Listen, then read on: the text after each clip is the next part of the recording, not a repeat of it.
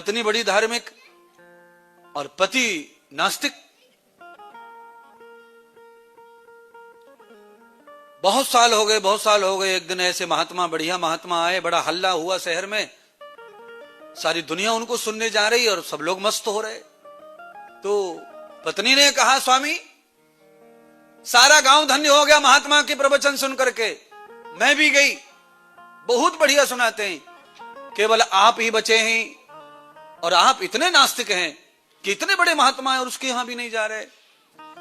तो कथा सुनने के भाव से नहीं, पत्नी नाराज न हो जाए इसलिए पति ने कहा, ठीक है चली जाऊंगा देवी, पर तू शांत रहे।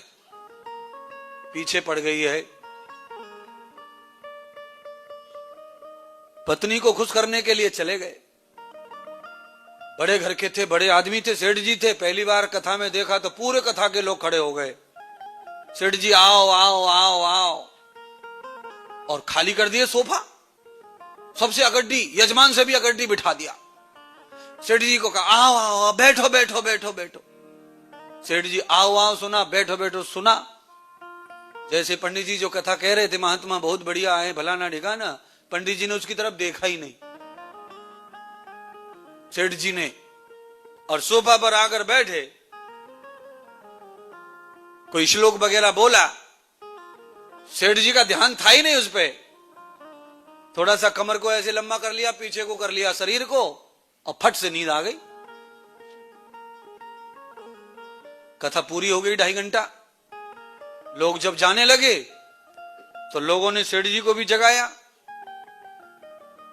सेठ जी अब जाओ जाओ। तो कई लोग सेठ जी के बराबर के थे मित्रगण, उन्होंने कहा, भाई आज पहली बार कथा में देखा है तुझको, और तूने आज कथा में क्या क्या सुना बता। तो सेठ जी ने कहा, पूरी कथा सुनी है मैंने। तो क्या क्या सुना बताओ। तो कहा, आओ बैठो और जाओ।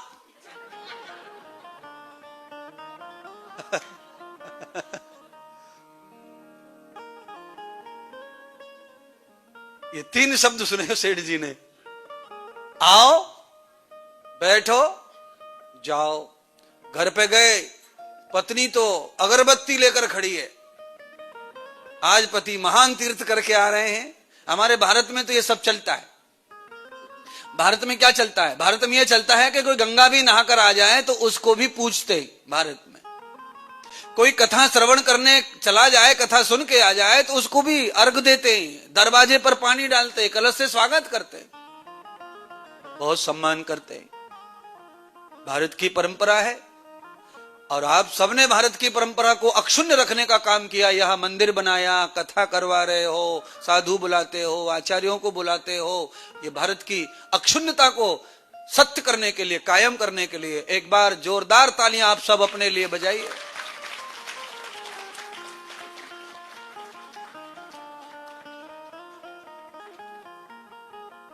पत्नी ने भी पत्नी से सवाल किया। रोशनी ने पूछा, विजय तुम कथा में गए थे, क्या सुना? तो विजय जी तो सब सुनते हैं मुझे टीवी पर, मोबाइल पर।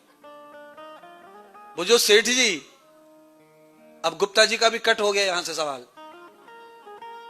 वो जो सेठ जी थे, उन्होंने कहा मैंने पूरी कथा सुनी है, 3 घंटे वही बैठा रहा हूं। तो कहा सुना क्या ये तो बताओ। तो कहा मैंने 3 बातें सुनी है, आओ आओ, बैठो बैठो और जाओ जाओ। पत्नी ने कहा बताओ। मैंने जैसे तैसे भेजा, वहां जाके सो गए।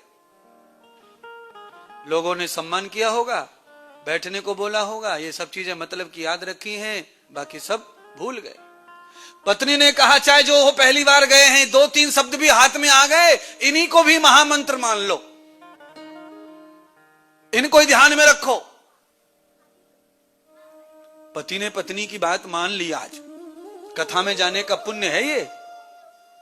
पत्नी की बात समझ में आ गई, कहा ये 3 शब्दों को ही मंत्र मान लो, आज गुरु जी की वाणी से निकले तो इनको ही मान लो और आप इन पर ही ध्यान दो। तो आज सेठी जी ने क्या किया कि दिन में कथा में सो के आया तो रात में नींद नहीं आ रही। अब नींद नहीं आ रही, 12-1 बज गया तो ये 3 शब्दों को रिपीट कर रहा, आओ बैठो जाओ, आओ बैठो जाओ, आओ बैठो जाओ। लाली ने एक व्हील चेयर को मेरी तरफ करना बेटी, मेरी तरफ। हाँ, इसको सुन के जाना है बस, 2-3 मिनट में खेल कर दूंगा। एक बार जोर से हंस के तब जाना, बस में ये जरा हो जान दो, पूरा लाभ लेके जाओ इस दृष्टांत का। आगे के दृष्टांत को मैं भेज दूंगा पार्सल करके घर तक, क्योंकि हाजिरी लगी है तो सब चीज घर बैठे भी प्राप्त होंगी, चिंता न करो। और ये भी छूटेगा, जो मिला है ये भी छुड़ाएंगे, सब कुछ अच्छा करेंगे, सब नया कर सकते हैं, सब कुछ गुण है हमारे पास। परम प्रभु परमात्मा भगवान शिव कह रहे हैं माता पार्वती को, वो तो कथा है, ये जो मैं कह रहा हूं ये दृष्टांत है। गुप्ता जी 3 शब्द रात भर रट रहे थे सेठ जी। आज ऐसा हुआ कि सेठ जी गांव में नामी थे, तो कई महीनों से चोर जो है सेठ जी के घर में डाका डालने का प्लान कर रहे थे, पर प्लान फेल हो रहा था। आज प्लान सक्सेस हुआ, तो चोर सेठ जी के घर में प्रवेश हुए और सेठ जी को मालूम ही नहीं है कि चोर आ गए कि क्या आ गया। सेठ जी तो माला जप रहे थे वो 3 शब्दों की, आओ। और जैसे ही आओ कहा कि चोर तो चोरी होता, चोर घबरा गया। अब जब चोर घबराया तो चोर बैग गिर डाला चोर ने, तो सेठ जी ने दूसरा मंत्र, बैठो।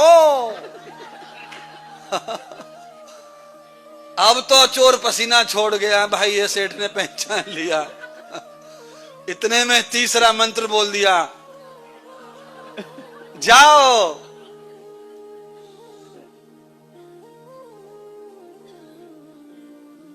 चोर गांव का ही था, उसे डर लग गया। भारत में कहावत है कि चोर के पांव बहुत कमजोर होते हैं। चोर घबरा गया। अब गांव का होने के नाते उसे पता था कि सेठ बहुत ताकतवर आदमी है। सुबह इसके पता चल गया, इसने पहचान लिया मुझको, रात को फांसी चढ़ेगी सुबह।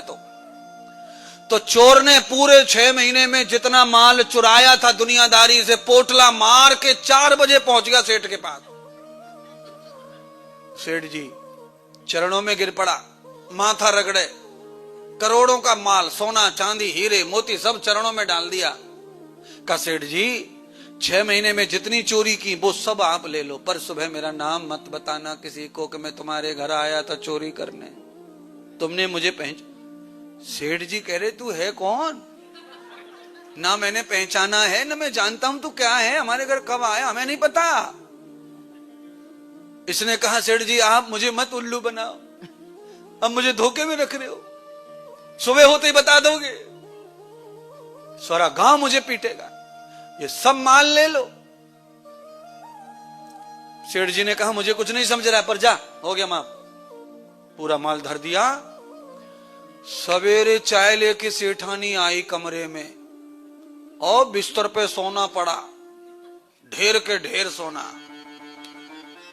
सेठानी ने कहा ये क्या किया रात में, ये कहां से लाए हो? तो कहा मैं कुछ नहीं लाया, सुबह सुबह 4 बजे अपने आप दे गया कोई।